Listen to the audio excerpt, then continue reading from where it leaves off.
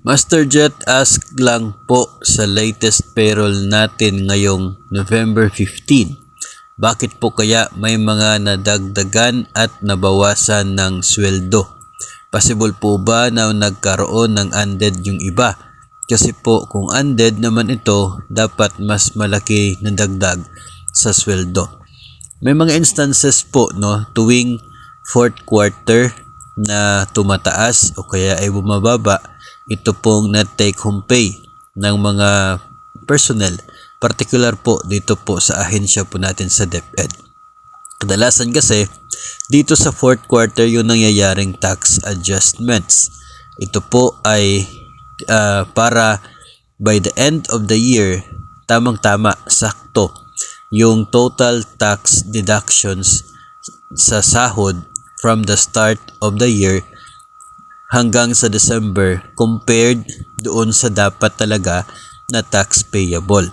Isa po sa mga reasons sa adjustments ay kapag kulang ang naging deduction ng tax para sa BIR from January, o kaya ay sumobra, o kaya ay meron kang nadagdag na mga benefits na tanggap ngayong taon na supposedly taxable na pero walang tax deduction noong ito ay na-release. Katulad na lamang po ng PBB, SRI, o kaya ay mga hardship allowance.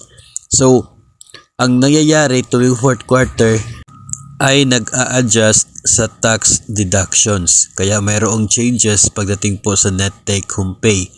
Yung mga sumobra ang tax deductions mula po Enero ay bababa yung tax deduction pagdating sa fourth quarter.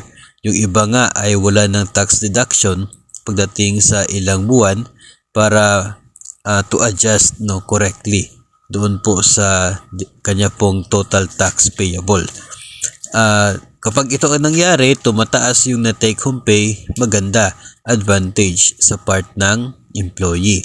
Pero may mga cases, karamihan talaga ay tumataas yung tax deduction. Sa case na yan, lumiliit yung net take home pay kung medyo malaki pa. Pero kung nasa 5,000 na yung net take home pay, tapos tataas yung inyo pong tax deduction dahil sa adjustment, ang tendency niyan ay magkaroon ka ng undead.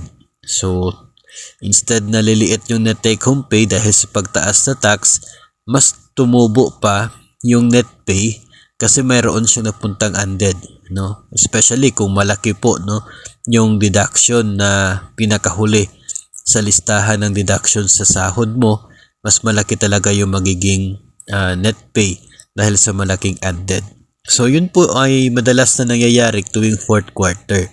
Ito po ay maiiwasan kung tama yung naging deduction sa taxes simula po sa Enero, at kung tuwing may mga benefits na natatanggap na taxable na ay binabawasan kaagad ng taxes upon release. Yun po ay isang paraan para mabawasan o maiwasan ito pong adjustments pagdating sa fourth quarter. Hintayin na lamang po ang inyo pong payslip, na pagdating po kasi nito, doon po ninyo makikita kung ano po yung naging rason dahil sa pagtaas o kaya ay pagbaba ng inyo pong net take home pay. Naka-indicate po doon sa payslip, makikita po ninyo kung tumaas ba ng inyo pong tax deduction o kaya ay bumaba na naging sanhi sa changes sa net take home pay.